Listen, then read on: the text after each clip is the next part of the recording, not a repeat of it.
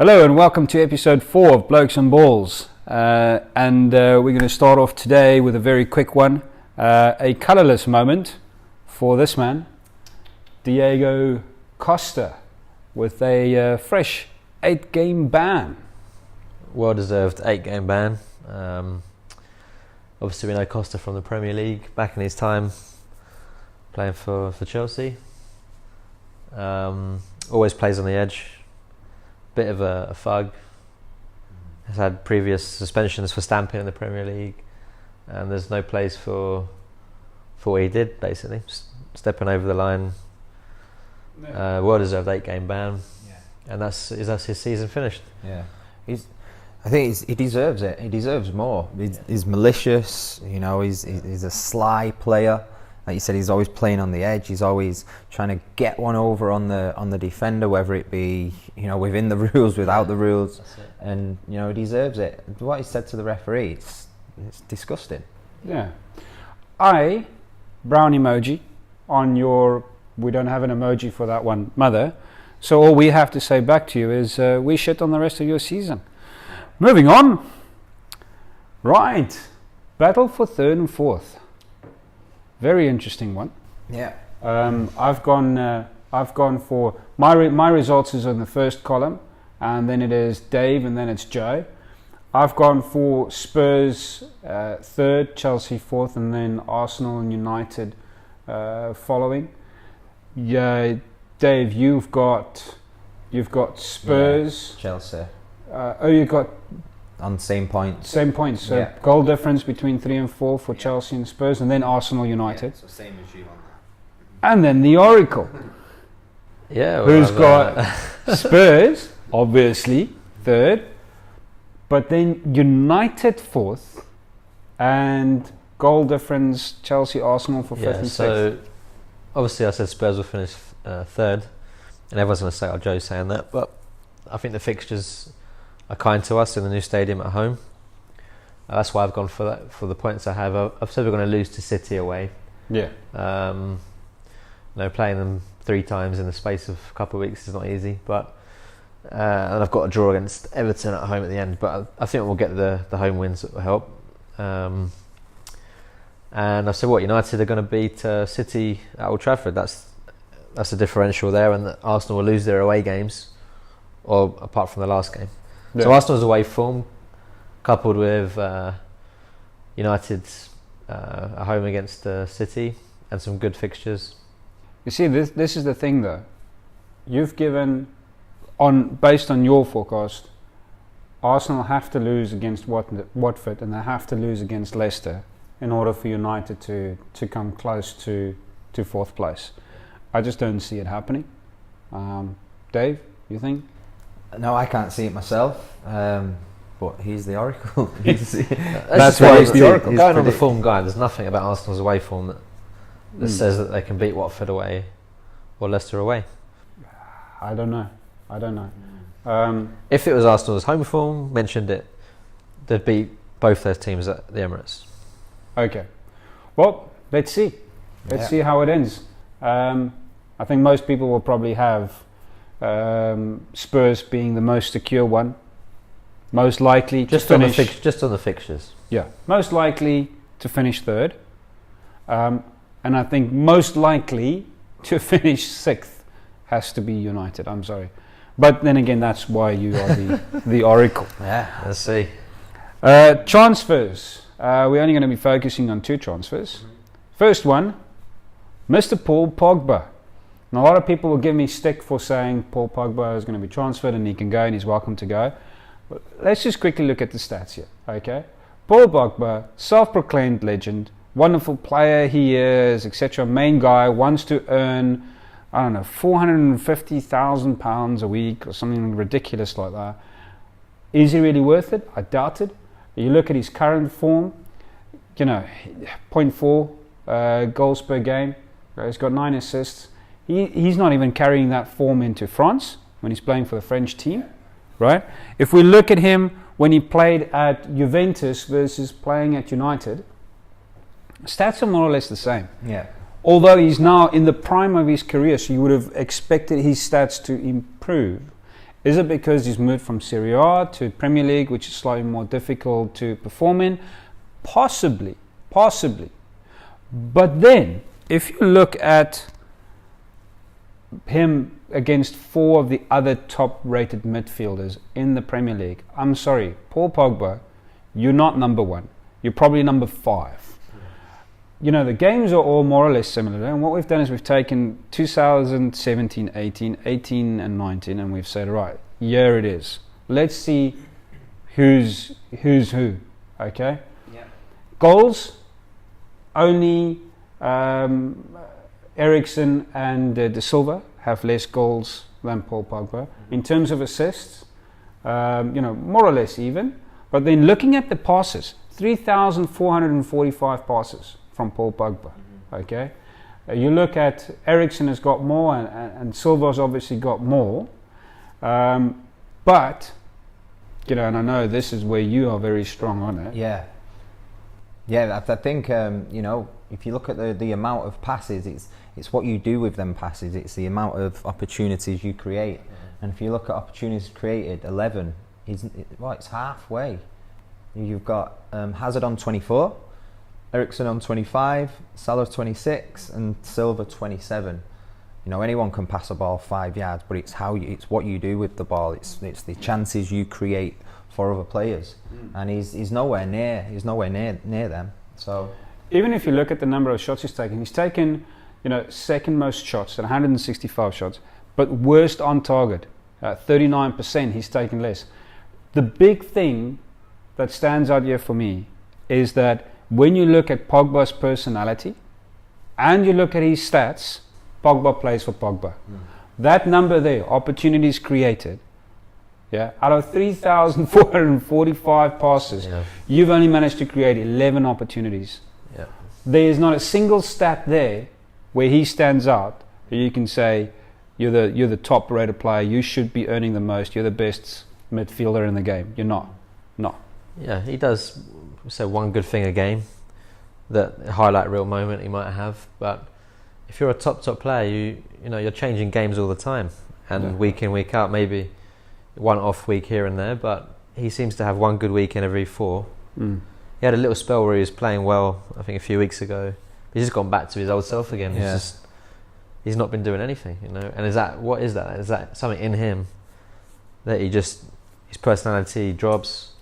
He loses focus. Yeah, he's not consistent. He's not consistent enough to be to be up with Hazard, to be up with David Silva, these guys. He's not on that level. No. More Instagram followers than probably all of them put together. Yeah. That's what we said. Yeah, he's a social media legend. Changes his hair more than he changes games. Yeah. And it's serious. He does.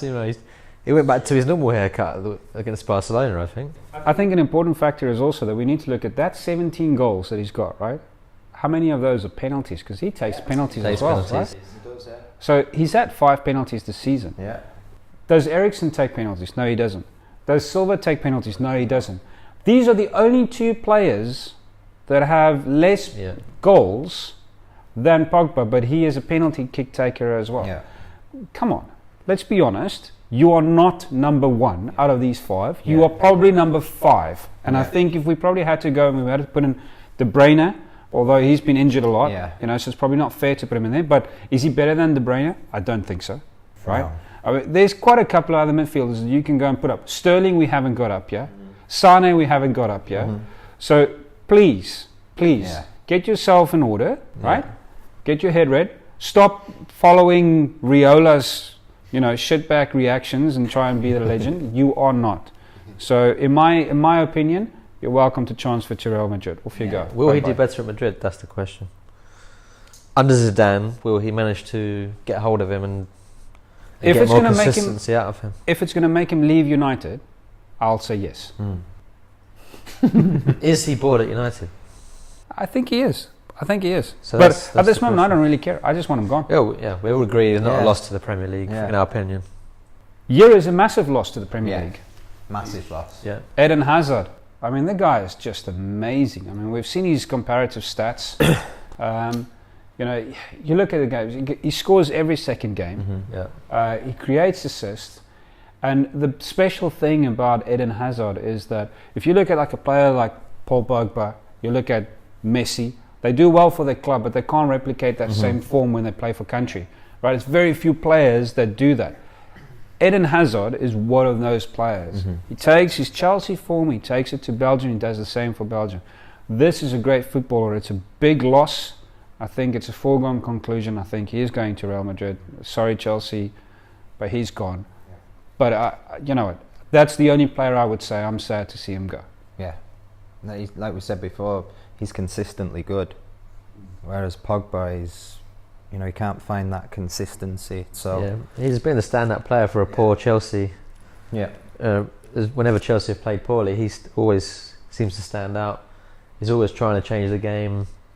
Horrible as an opposition fan to see him get the ball and you're like, oh no, what's he going to do? He makes things happen, and he's always looking to make things happen. He doesn't take a backward step in a game like Pogba will. Doesn't hide. Always wants the ball. What a great player. You know, and we've also, it's like you've said before, every time Hazard gets the ball, you're expecting something to happen. How many other players can you say, not even Mo Salah, right, where you say, okay, if you get the ball, something is going to happen. When Hazard gets the ball, you're expecting that something is going to happen. And that's why he's such a big loss. Massive. United bits today. I'm not going to rant. I have opportunity to, reason to. I'm not going to. I'm just going to look at what is the current situation. Valencia leaving on a free, which is a pity. Mata leaving on a free, which is a pity. Herrera leaving on a free, which is a pity. All three of these players still have value. It's unfortunate they're leaving, but it's a foregone. They're all gone. Herrera's last interview basically said he's leaving for PSG. He said we're way apart. You know, I still want to play for a big team, and I think, you know, he's probably going to go to PSG. Can PSG use him? 100%. Will he fit into the side? 100%. I think he's an asset for everybody. Bahi, in today's market, Ivorian international, good experience, a good player, just not really good enough for Man United. And I think in today's market, 50 million is not a unrealistic amount. Rojo, even with his injuries, still 30 million. He wants to play, he has to play, he wants to play for Argentina, and therefore he has to get first team football. I think 30 million is probably not a bad ask for him. Paul Pogba, take the 120 and run. United, take the 120 and run. Please, spend it wisely, but let him go. Sanchez, 60 million. We've had this discussion. Sanchez is a very high salary, although I think United is going to do the same thing they did with Rooney, which is we'll pay a portion of the salary, just please take him off our hands. 60 million for another team to spend on Sanchez. I think there'll be quite a few teams that's in it for 60 million. But if the gamble pays off, then 100%. And if you're getting 40% of his salary or 50% of his salary paid by United, why not? You know. So those are the levers. I think you'll probably get about 260 million in. You know, we'll probably end up like being 220 to 260, that kind of range. They've already said, United's already said they'll give Solskjaer 200 million to spend. You add that to that, it's a good kitty. Incoming at this moment, which I think again is probably very realistic, is Koulibaly. The only team Napoli has highlighted as we've had offers and rejected it for Koulibaly has been from United. I think in the end 105, 110 million is not unrealistic. I think it's good for Napoli, I think it's good for United. Good player, much needed. Wan-Bissaka, for Crystal Palace 60 million is a lot. I think they'll take it gladly. I think if a lot of teams come in on that 60 to 80 million, Crystal Palace will select it, and then, you know, then it's for the player to decide where to go. I think Wan-Bissaka will probably pick up United because he'll get the best salary. I know he's going to play week in, week out, because he's probably going to replace Young, which is much needed to be replaced. Ndombele, this for me is the key purchase. You let someone like Herrera go, and I don't think United fans understand, you know, how important Herrera is for your United team. The only guy that goes back, breaks up play, disrupts the attack, gets the ball back and then feeds it to somebody else to go and get the limelight. fantastic player, and we know how little of them are there. He is Man City's Fernandinho, you know. With him going, Ndombele is a key buy, and you know, we've talked about it. I think the reason why they're probably reluctant to give him a good salary increase to make him stay is because they're probably already in talks with someone that's going to replace him. Probably said that to him. Yeah. Sancho, at 100 million, I think it'll be good for both parties. Dortmund will like that 100 million.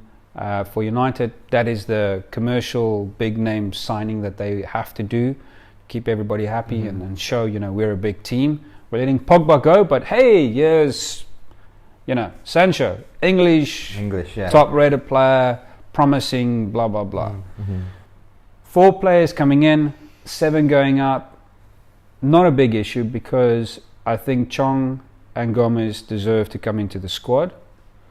Playing Chong and Gomez, what is the difference between playing Sancho and playing Sanchez and playing them? Because Sanchez hasn't played most of the season, and when he has, he's been poor. Yeah. So why pay someone 400,000 a week when you can have one of these academy players through? We know Solskjaer likes to do it. He's been an academy coach. He knows the players, and he's a little bit like Ferguson, who likes to have that academy filter into it. Yeah. So for me, this is probably what's going to end up happening. There might be some knickknacks, you know, a few players that we haven't heard of that United want to give a go that come in, but I think that's probably what's going to end up in the end. City bits. Right. I'll have my coffee. Yeah. How long we got? So talk about City's starting lineup. There's a couple of players in there that wouldn't get on my subs bench. Never mind. Champions League quarter final. Let's not forget that. Let's go through the team. So there was talk about our left back situation. You know, you've got Mendy coming back. It's too much for him to play game after game at the minute with his knee. Then you've got Zinchenko that's got injured. So Delph was our only option. For me, I thought it was the right one. I didn't want to break up the 2 centre halves, so keep Laporte and Otamendi. Put Delph in. We could have brought Company in, put Laporte out there, but I think it was important to keep the two central defenders together. Moving up the pitch, Fernandinho, he'd be my first choice every game for City because we struggle without him. Gundogan, you were saying before, two defensive midfielders. Gundogan gets a little bit higher than Ferner, but start them together. I wouldn't. Massive player missing there, De Bruyne. Yeah. We'll come back to that in a minute. Let's get on to the player that Silva's another player he needs to play. He's creative. Another pick that I'd choose for City. Front three, Sterling, Aguero, without a doubt. Yeah. Mahrez. Does anyone else understand this decision, or is it? I don't get it. Mahrez has not deserved a starting spot in City's team for the League Cup, the FA Cup, or the Premier League. Never mind the Champions League quarter final. He's not been good enough. We've got Sane on the bench. If you look at his stats, they're close to Sterling's and you know, and Aguero's with his assists and goals. Why has he not started him? I don't know whether Pep's thinking, you know, let's go defensive, but Mahrez can't even defend. So that's so why? Can anyone? Well, I was happy before the game when I heard he was playing. You know, you said in the WhatsApp group that was just an interesting choice. Let's put it that way. Yeah. And if you're going to play up against him compared to De Bruyne or Sane, you'd much rather take Mahrez. Yeah. And Mahrez, you know, I think he's done okay before against Spurs and in his Leicester days, and then even the Premier League. But like we're saying, this is Champions League. Yeah. Quarter final. You want to put your best player out there, and you can't put him up against De Bruyne or Sane in terms of what they can offer. I think for me the surprising thing was, maybe Dave, maybe you can explain to me this, but why was Sane and De Bruyne brought on in the 89th minute of the game? I can't tell you that. I don't know why. No one knows. It was asking for that substitution 15, 20 minutes before. For sure. And I really don't know why. I don't know whether it's because Spurs scored in that time. Then you should have just got him off the bench. Okay, yeah, on you go. Like even because we scored 70. Yeah, what was it? Early 70s, mid 70s, 75 minutes maybe. Just get him off. Get him stripped down. Come on the pitch for 10 minutes or 15 in the end because it was 6 minutes added on time. To give him 7 minutes time is. It's not much, is it? And it's just like desperation, almost like to get. Okay, let me just try and get a goal. Just shouldn't have bothered bringing him on. Just leave him if you're going to take the 1-0. Look, the only thing that I can think is that Pep wanted to give Mahrez some game time. Now, if you're going to do that, choose a mid level Premier League team. Don't bring it up against in the Champions League and then go like, hey, listen, I'll keep you happy. You move to us for massive money. I'll give you some game time. Don't do it there. Yeah. He wasn't bringing it in. He wasn't doing well, and it's like you say. Had he made this sub 65, 70 minutes in, we all would have said, do you know what? Fair play. He gave him some time, but he didn't perform, and he replaced it. And maybe City would have done better. I think, in a way, a key thing for me was in the press conference when they asked Pep about the game, and he said, "Look, at 1-0 down." It's actually not so bad because now I know what we need to do at home. If it was 0-0, you would have gone in and said, shall I play a little bit defensive? Shall I go out full attack? Which players should I play where? Now I know what to do. We have to go and we have to score. So now I'm going to field the team to do that. So no big issue. I don't know. Maybe that was the plan all along to know that. But questionable substitutions and questionable Mahrez starting. Wrong, Every manager is allowed to get it wrong. But this is Pep, who, let's not forget his Champions League record recently. Not good. Against last season, went out to Liverpool, lost both games. He's now lost 3 games in a row at this stage of the Champions League. Bayern didn't make it to the final, did he? No. He's got a poor Champions League record. You go, for Barcelona, he won it for Barcelona. Yeah. So he's won it before, but recent record Champions League not good. So this just highlights when you've made a wrong call like that. It's even this is something to go against Pep. Yeah, true. It's not the first time. He went out last season to Liverpool, and no one really Liverpool were tough, but last season they weren't as good as this season. So last season, no one predicted Liverpool would have beat them last season. I don't think. I think that's where it might. The only thing I can think of is gone with a more. I don't know what to say defensive, because it was 3-0 down last year against Liverpool in the first leg, 3-0, 3-1, 3-0 down. Yeah, 3-0 down, and it's give us a better chance this year in the second leg. Than maybe that's in the back of his mind. It looks like it. Yeah. I mean, everyone playing against City knows their attack is their defence, right? I mean, well, look, Pep obviously knew what he was doing. He's getting paid the big bucks to make and these they decisions. can turn it around, and I predict City will turn it around. I hope you're right. All right, well, let's go to the Spurs bits, and massive injury, Harry Kane being injured. Yes, so we're going to come up with some stats in a minute. Johan's got some stats for us. You can see them on the screen. 0.69 goals per game in his career. Not far behind this season, 0.61. Contentious topic for all Spurs fans and even outside fans. I think it's the wrong question. Are we better with Kane in the team or not better with Kane? Because let's get it right, he's a big game player. And in this particular game against City, I think he was playing really well. Saying before, drawing City centre-backs out. This was the plan. He was getting fouled a lot, but players can run in behind Kane. And he is really good at dropping deep, and he's very good at holding up the ball. Despite what anyone says, he can hold up the ball and he can draw a foul. And there's not many players that will do that these days that are so good at doing it. Of course, then he can score a goal as well. He did miss the one chance he did get in the game. Yeah. There's this game in particular, but for me, going against City in the second leg, it is a big loss. We know now how we're going to have to line up. In the second game, Son is going to be the main man in that game, but City will know that Spurs can only play one way, that will be on the counter-attack.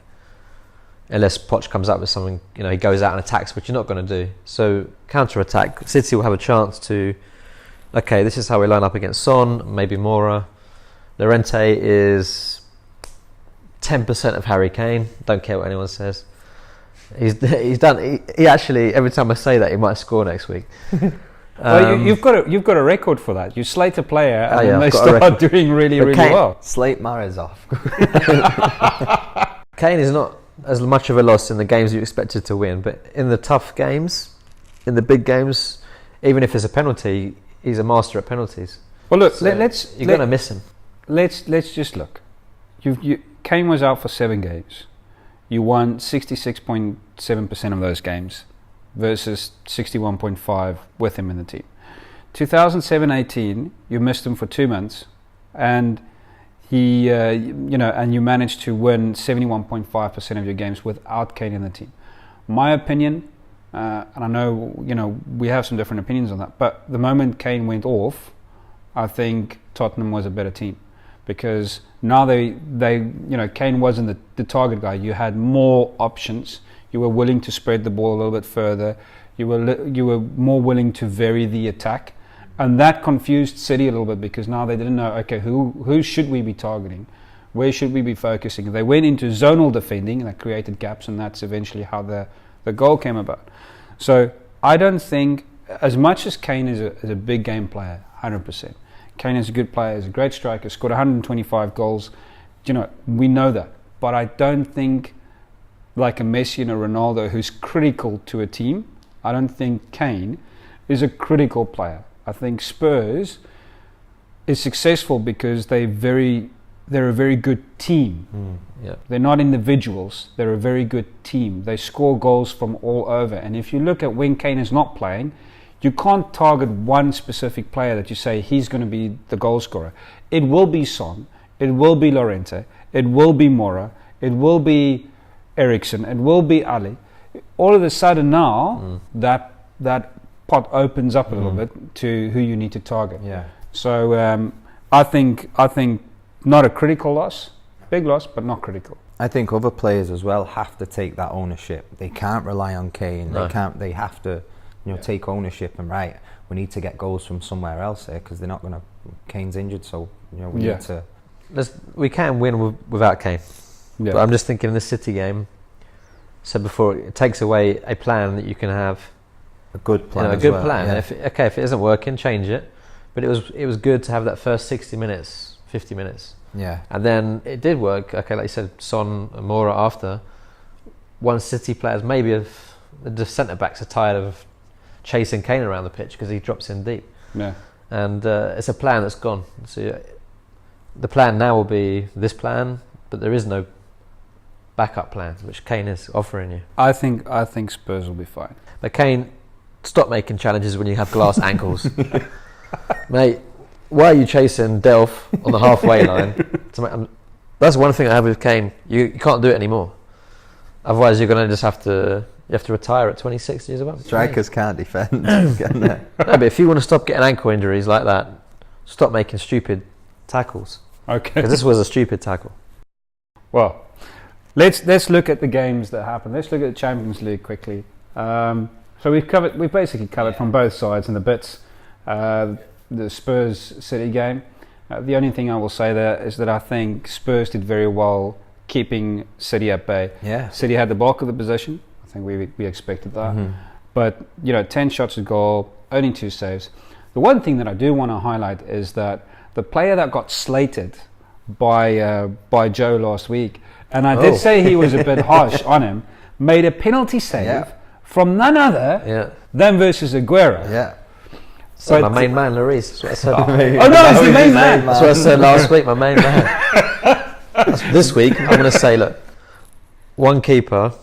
I said this before. How can you be a match winner and a match loser rolled into one? I think only Pickford matches Lloris in terms of this. How you can be an amazing keeper one week, and maybe next week in the away leg he's going to go and just drop the ball in his net. That's what Lloris can do. He'll be right, Oracle. Shout out to Sissoko and Winks. I think were the best 2 Spurs players on the day. you know what? With him slating players and then all of a sudden they start playing better. The one person he hasn't slated yet is Paul Pogba.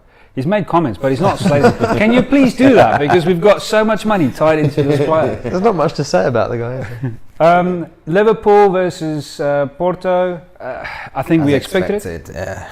At the Kop, 61% possession, 15 shots, only 4 on target. But you know what? They scored 2 goals. Yeah. Porto, 10-2 on. You know what? Klopp is playing off saying, okay, well, we have to go to Porto and it's going to be a difficult game and, you know, the crowd, etc., etc., etc. Do you know what? Yeah, we get that. It's a little bit of a mind game. It's done, I think. It's done and dusted. You'll probably score 1, they'll score 2. And yeah. It's all you need, you know. Well, you can lose, let's say, they can lose 4-2, can't they? No. And still go through, I'm saying. Exactly. 2 away goals. I mean, that's the margin you've got once you've got that. Exactly. And you know what? If you look at that lineup and you look at Salah, Firmino, Mane, right? One of them are going to score. One of them are going to score. And you'll probably go like, if they mark them too tightly, you'll have Wijnaldum getting in there somehow and scoring a goal, because that's what happens. So, I think foregone conclusion. The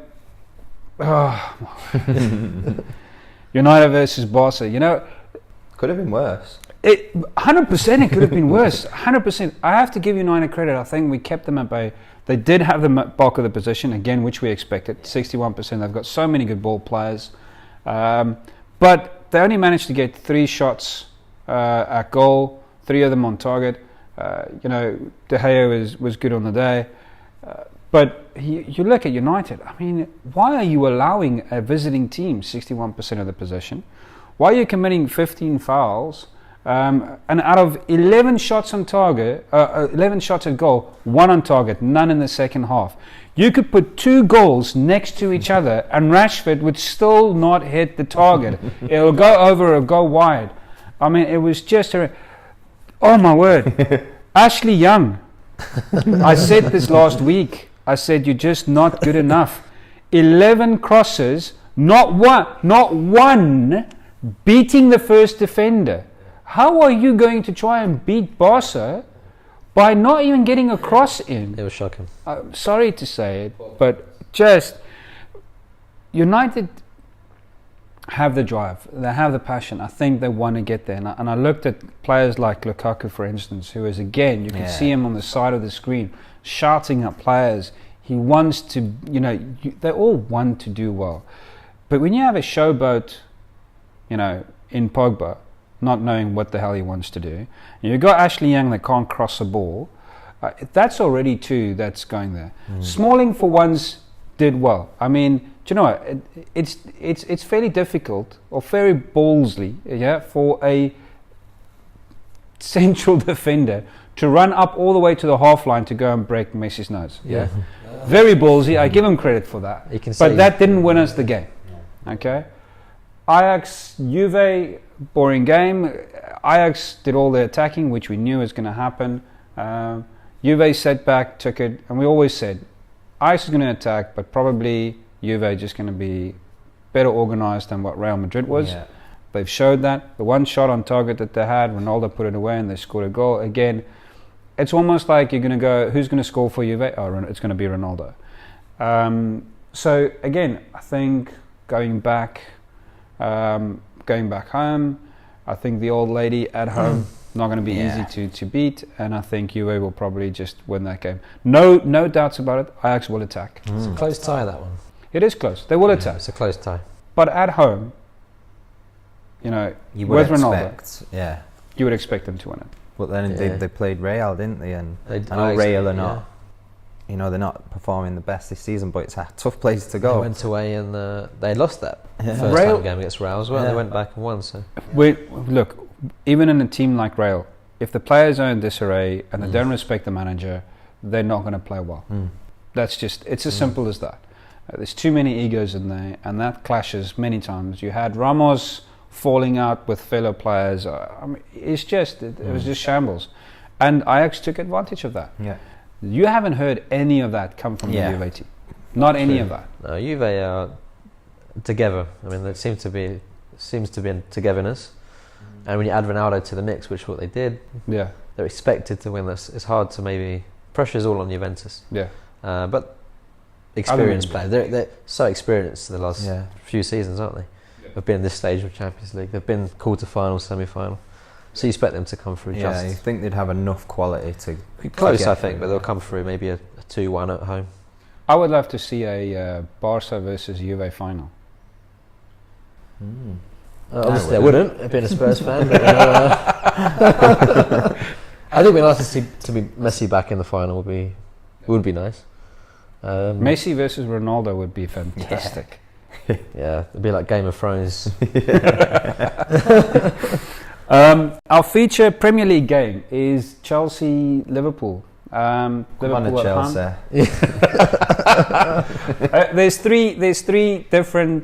three different outcomes from us for this particular game. Although this week it was my turn to do the feature game, and I'm saying Liverpool will win it 2-1 because they're at home. Teams, I think we both agree, are going to be the same. Yeah. They've been fairly predictable the whole season. I think both of them will want to put out their best 11. The key players, Mane and Salah, Van Dijk in the back, shouting instructions and sorting the defence. And for Chelsea, Hazard, Odoi and Kante. And we know this. Kante will try and disrupt play. Hazard will try and pick it up. Odoi will make some runs. I think apart from the result, where all three of us disagree, I think in terms of how the game is setting up, where it will be won and it will be the key players, I think we all agree. So my prediction, though, because it was my turn this week, 2-1 for Liverpool. But let's get to the predictions for the week. Leicester, Newcastle. David. We'll let Dave take that one away. Yeah, I just think Newcastle have got something to fight for, and I just think they'll have a bit more than Leicester. The interesting thing about this is Rodgers versus Benitez, isn't it? Yeah, that's the interesting part for me. It's a good one. There's a little bit of bite in there. Yeah, maybe. But yeah, I think Leicester being at home, I think Leicester on form. Yeah. Newcastle not. Spurs, Huddersfield. I think we all know Spurs are going to take it. Not much to say there. Bournemouth, Brighton. That's a big game. Yeah, a massive game. This could be determine whether Brighton stay up or not. And again, three different outcomes on this. I'm saying a draw. You saying a win for Bournemouth, and you saying a win for Brighton. Yeah. I would probably, if I have to choose for a win for one of them, I'll probably lean more towards Brighton just because they're at home. And Eddie Howe's team hasn't been really good away from home, so maybe Brighton there. Cardiff, Burnley. I've gone for Burnley. You've gone for Burnley. Dave's gone for a draw. Yeah. I have to say, I want Cardiff to win this. Yeah. Just because, they got schneid against Chelsea, and they deserve to win that game. And that win, as we've discussed in the previous show, had they won that game, it would have taken them into safety, I think. They still would have played, but it would have made it so much easier. Yeah. I want Cardiff to win, but being away from home at Burnley, being at Turf Moor, it's tough. I like Neil Warnock a lot. I like Cardiff to win it as well, but I just think Burnley win this game. They know they're probably safe. So, and I think their form is decent. Yeah.